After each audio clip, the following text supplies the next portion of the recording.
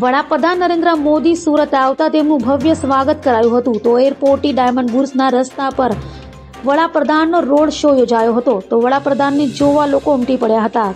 સુરત એરપોર્ટના નવા terminal building અને Surat diamond બુર્સનું ઉદ્ઘાટન કરવા સુરત આવેલા વડાપ્રધાન નરેન્દ્ર મોદીએ રોડ શો કર્યો હતો. સુરત એરપોર્ટથી સુરત ડાયમંડ બુર્સ સુધીના 8 કિલોમીટરના વડાપ્રધાનના રોડ શોને લઈ સવારથી સુરતીઓ ઉમટી પડ્યા હતા. વડાપ્રધાને એરપોર્ટથી રોડ શો શરૂ કર્યો હતો. તો વડાપ્રધાનનું સ્વાગત કરવા મોટી સંખ્યામાં સુરતીઓ ઉમટી પડ્યા હતા.